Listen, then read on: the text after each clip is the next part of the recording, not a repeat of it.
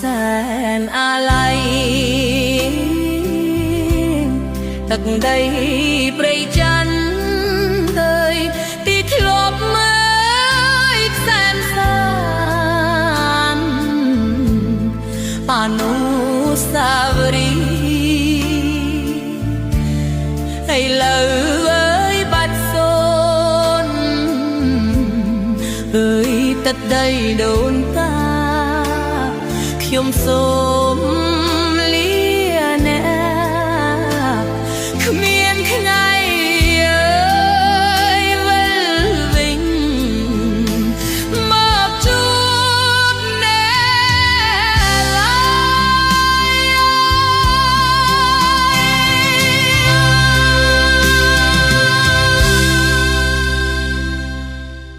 ហៅសែ